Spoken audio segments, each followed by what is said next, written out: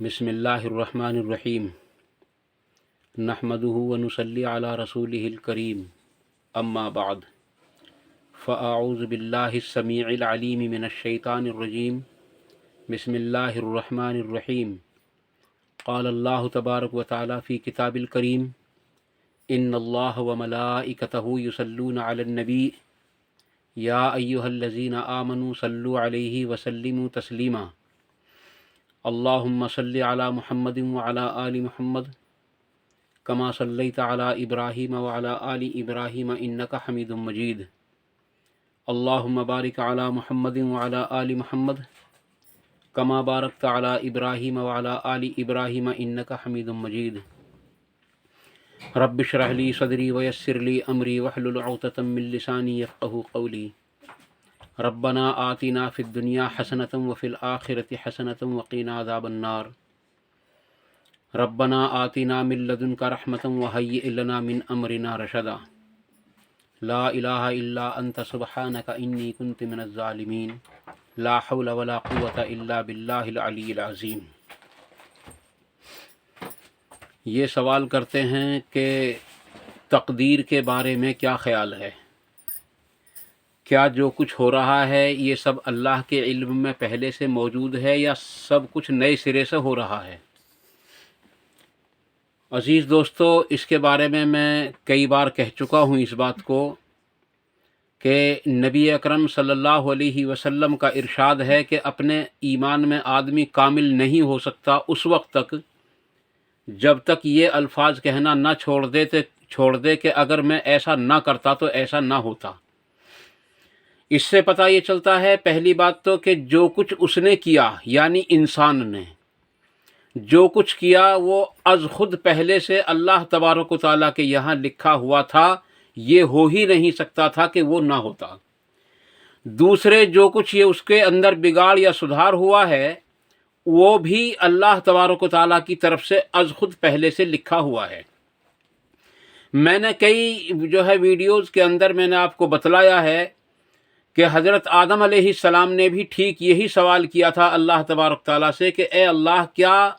میں نے جو وہ جنت کے اندر پھل کھایا تھا جس کو تو نے منع کیا تھا کھانے کے لیے، کیا وہ کھانا میری قسمت میں تھا؟ تو اللہ تعالیٰ نے فرمایا کہ ہاں وہ تمہاری قسمت میں تھا۔ اور پھر سوال کیا کہ اب جیسا کہ میں نے توبہ کر لی ہے اور توبہ قبول بھی ہو گئی ہے تو کیا جنت میری قسمت میں ہے؟ تو اللہ تبارک تعالیٰ نے فرمایا کہ ہاں یہ سب کچھ تیری قسمت میں لکھا ہوا تھا کہ تو وہ پھل کھائے گا، پھر توبہ کرے گا، پھر میں تجھے معاف کروں گا اور پھر جنت میں بھی تجھ کو داخل کیا جائے گا۔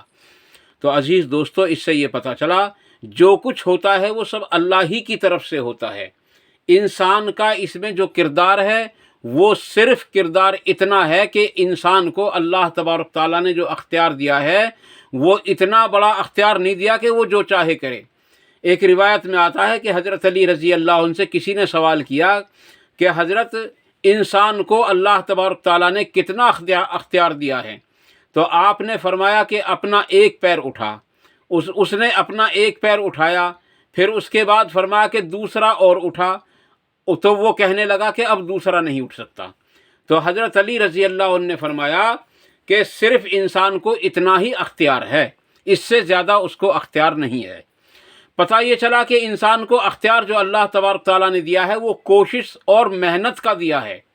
کوشش اور محنت کرنے کے بعد اگر جس چیز کی تلاش میں اس نے کوشش اور محنت کی ہے اگر وہ اس کو حاصل نہ ہو سکی، پھر کہا جا سکتا ہے کہ اس کی قسمت میں یہ چیز نہیں تھی۔ اس لیے کہتے ہیں کہ کوشش اور محنت جو ہے وہ تقدیر تک پہنچنے کا ایک زینہ ہے۔ اس لیے عزیز دوستو، تقدیر پر ایمان رکھنا نہایت ضروری ہے، اور جو شخص تقدیر کا منکر ہو وہ دائرہ اسلام سے خارج ہے۔ بصرہ کے اندر دو صاحب جب حج کے لیے نکلے، مجھ کو ایک حدیث یاد پڑتی ہے، مسلم شریف کے اندر یہ حدیث موجود ہے اور بخاری میں بھی اس کا کچھ حصہ موجود ہے، اور کتب ستہ میں کئی مقامات پر یہ حدیث پائی جاتی ہے۔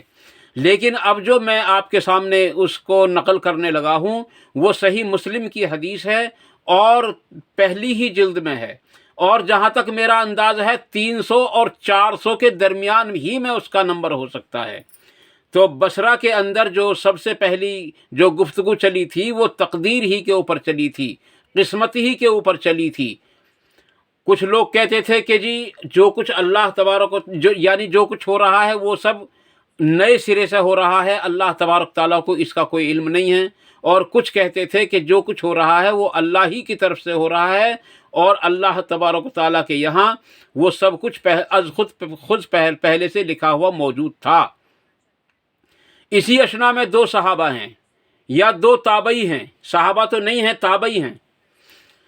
وہ چلے حج یا عمرے کے ارادے سے۔ مسلم شریف کے الفاظ یہی ہیں، لیکن ان دونوں کے نام میرے ذہن سے نکل گئے ہیں۔ تو جب وہ مکہ مکرمہ میں پہنچے ہیں تو یا مدینہ میں پہنچے ہیں، اس وقت انہوں نے تمنا کی کہ کاش ہماری ملاقات کسی نبی صلی اللہ علیہ وسلم کے ساتھی سے ہو جاتی۔ تو اچانک ان کی نظر حضرت عبداللہ ابن عمر رضی اللہ عنہ پر پڑی، اور انہوں نے ان کو پہچان لیا، اور دونوں نے ان کو اپنے احاطے میں لے لیا۔ ایک داہنی طرف تھے اور دوسرے بائیں طرف تھے۔ تو جو داہنی طرف تھے انہوں نے سوال کیا، کیونکہ انہیں یہ بھی علم تھا کہ بائیں طرف والا جو ہے وہ مجھے کو کہے گا کہ تم پوچھو، اس لیے انہوں نے خود ہی سوال کر دیا کہ حضرت ہمارے یہاں اس طرح سے معاملہ چل رہا ہے، کچھ لوگ ایسے ہو گئے ہیں جو یہ کہتے ہیں کہ جو کچھ ہو رہا ہے وہ نئے سرے سے ہو رہا ہے، اور اللہ تبارک تعالیٰ کے یہاں اس کا کوئی علم نہیں ہے، بالکل نئے سرے سے یہ چل رہا ہے۔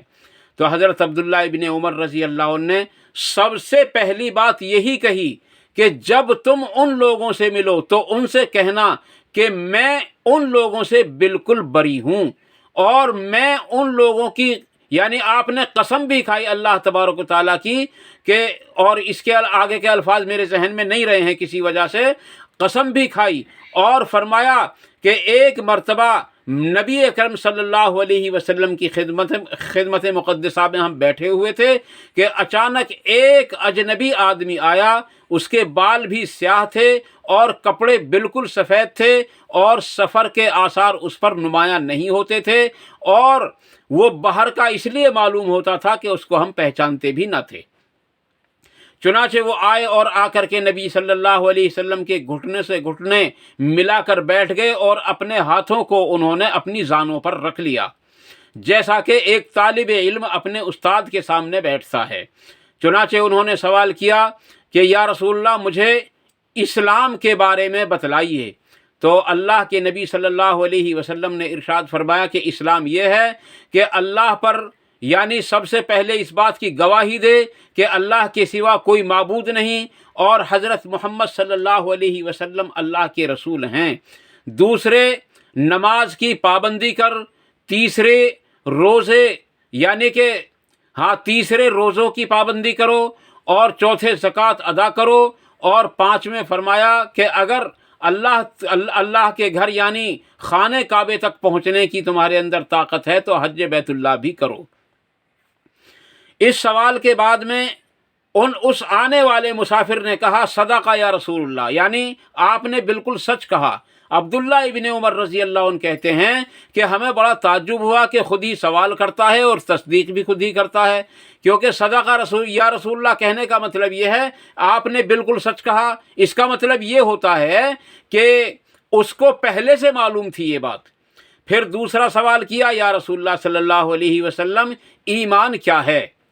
تو آپ صلی اللہ علیہ وسلم نے ارشاد فرمایا کہ ایمان یہ ہے کہ تو ایمان رکھ اللہ پر، اس کے فرشتوں پر، اس کی کتابوں پر، اس کے رسولوں پر، قیامت کے دن پر، اور اچھی بری تقدیر پر، اور موت کے بعد اٹھائے جانے پر۔ عزیز دوستو، اس میں ایک الفاظ ہے اچھی اور بری تقدیر پر۔ یہاں یہ پتہ چلتا ہے کہ اس میں ایمان رکھنا اس چیز پر فرض ہے، کیونکہ ایمان کے اندر ان 7 چیزوں پر ایمان لانا نہایت ہی ضروری ہے۔ اگر کوئی شخص ان 7 چیزوں میں سے ایک چیز کا منکر ہو جائے تو یقیناً وہ اسلام سے، دائرہ اسلام سے خارج ہو جاتا ہے۔ اس لیے ان تمام چیزوں پر یقین رکھنا ہمارے لیے نہایت ضروری ہے۔ پھر سوال کرنے والے نے سوال کیا یا رسول اللہ صلی اللہ علیہ وسلم احسان کیا ہے؟ تو آپ نے فرمایا کہ احسان یہ ہے کہ جب تو اللہ تبارک و تعالیٰ کی عبادت کرے تو یہ خیال کر کہ تو اللہ کو دیکھ رہا ہے، حالانکہ اللہ تجھ کو خود دیکھ رہا ہے۔ عزیز دوستو، پتہ یہ چلا کہ جب ہم نماز پڑھیں،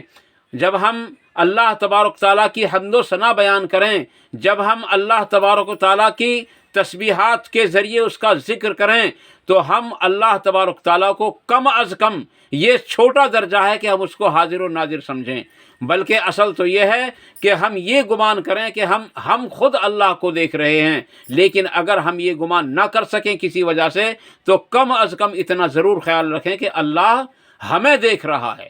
اور جب اللہ ہمیں دیکھ رہا ہوتا ہے تو یقیناً ہم کوئی غلط بات، غلط کام اس عبادت کے اندر نہیں کر سکتے جو سنت کے خلاف ہو۔ آج ہماری عبادات جو سنت کے خلاف جا رہی ہیں، وہ اسی وجہ سے جا رہی ہیں کہ ہم اللہ تبارک و تعالیٰ کو اس کی عبادت کرتے ہوئے، اس کے سامنے سجدہ کرتے ہوئے، اس کے سامنے رکوع کرتے ہوئے، اس کی حمد و ثنا بیان کرتے ہوئے اس کو اپنے سامنے حاضر و ناظر نہیں سمجھتے۔ جب ہم اس کو حاضر و ناظر سمجھیں گے تو یقیناً ہم اللہ تبارک و تعالیٰ کی عبادت کو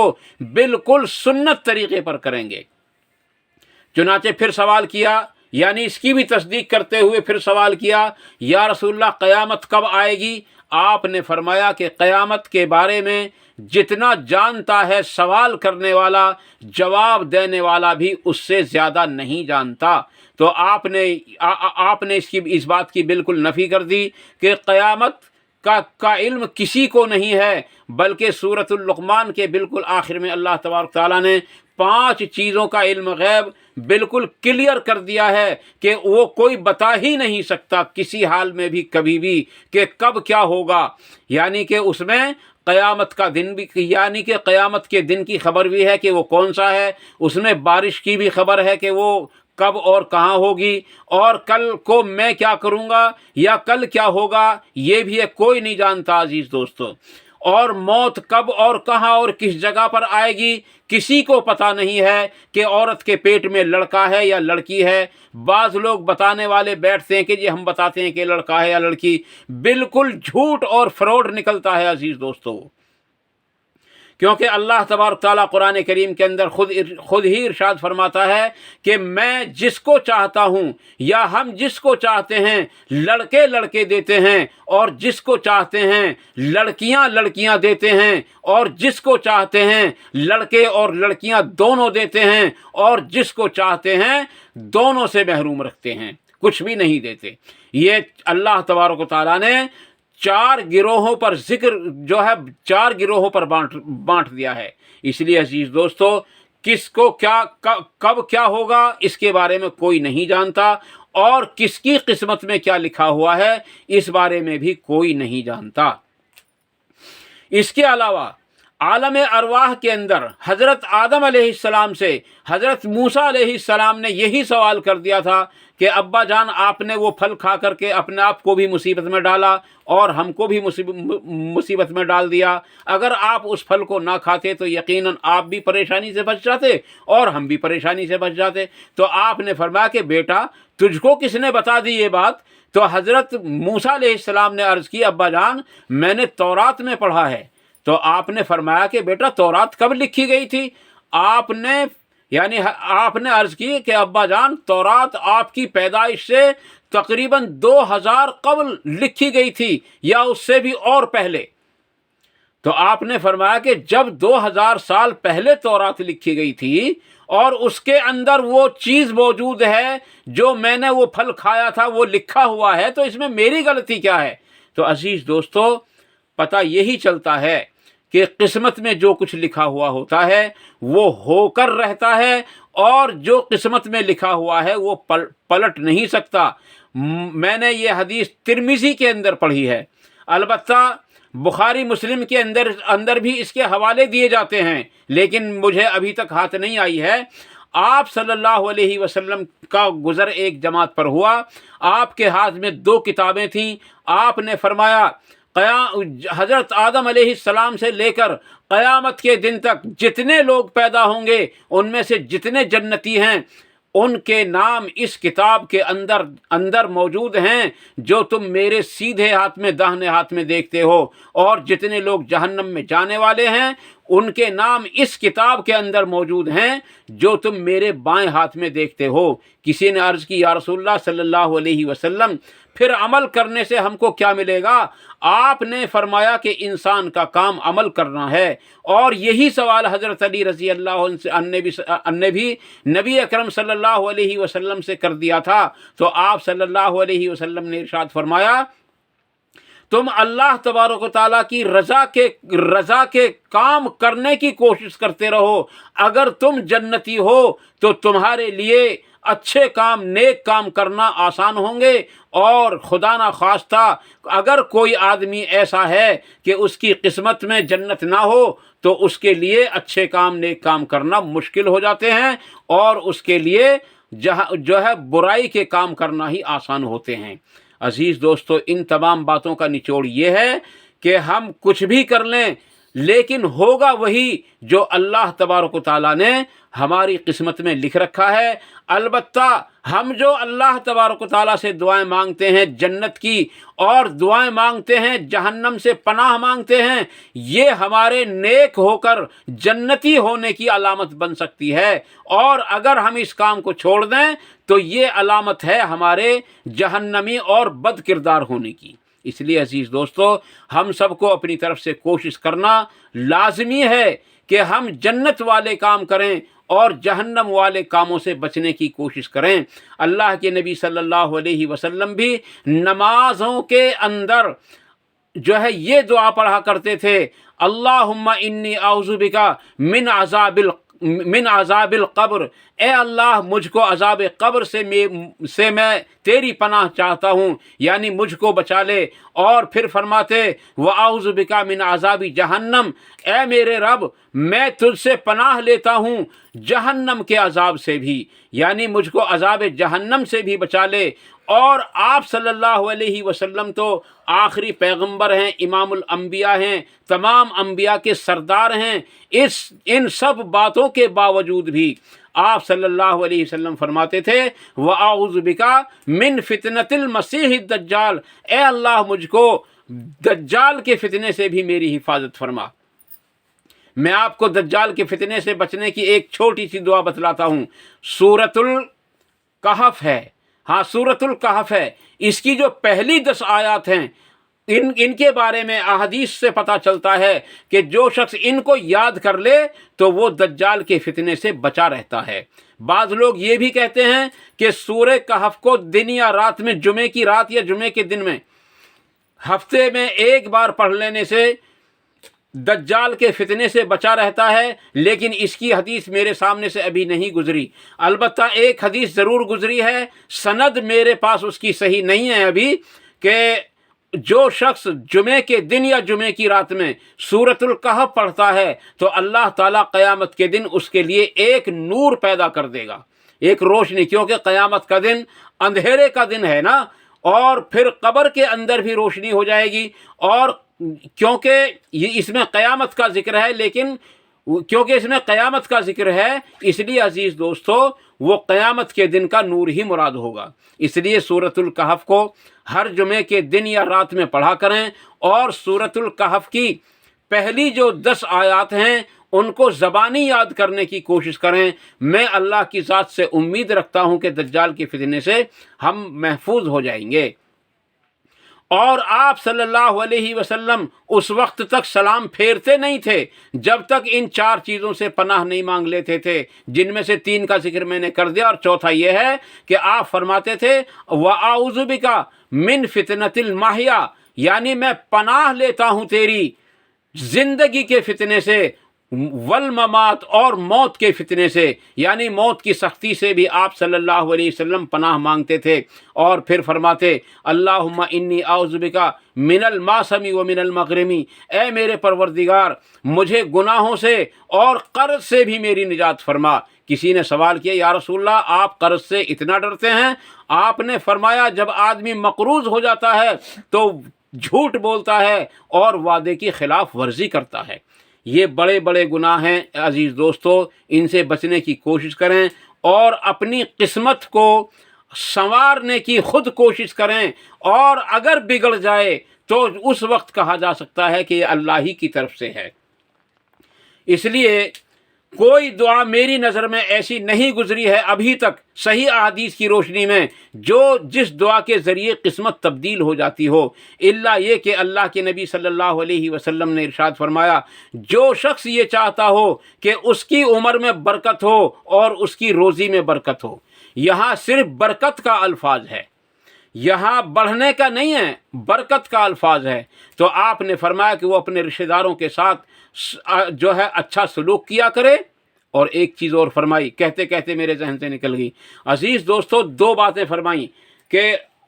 یا تو ہاں یعنی کہ وہ اپنے رشتہ داروں کے ساتھ اچھا سلوک کیا کرے، تو عزیز دوستو اس سے ہماری عمر کے اندر بھی برکت ہوتی ہے اور ہماری روزی کے اندر بھی برکت ہوتی ہے۔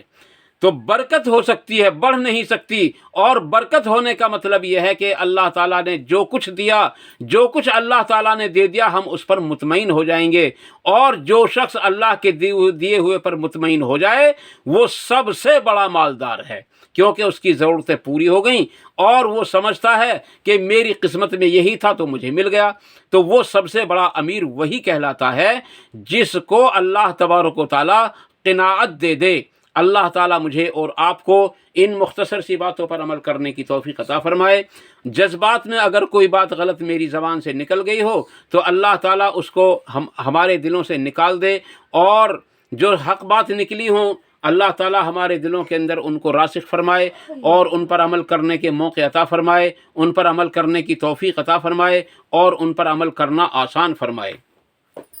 اللہ تبارک تعالیٰ سے دعا ہے کہ ہم سب کو قرآن و حدیث کی روشنی میں بولنے اور قرآن و حدیث کی روشنی میں سننے کی مکمل توفیق عطا فرمائے، کیونکہ ایمان کی بات کہنا، قرآن کی بات کہنا، صحیح احادیث کی بات کہنا ہر ایمان والے کے لیے نفع بخش ہے۔ اس لیے ہم کہتے رہیں اور سنتے بھی رہیں، اگرچہ ہمارے یاد بھی ہو پھر بھی سنیں، اگرچہ سامنے والے کے یاد بھی ہو ہم پھر بھی اس کو یاد دلاتے رہیں، اسی میں ہماری بھلائی ہے۔ وآخر دعوانا ان الحمد للہ رب العالمین۔ سبحان ربک رب العزت عما یصفون وسلام علی المرسلین والحمد للہ رب العالمین برحمتک یا ارحم الراحمین۔ والسلام علیکم ورحمۃ اللہ تبارک و تعالی وبرکاتہ۔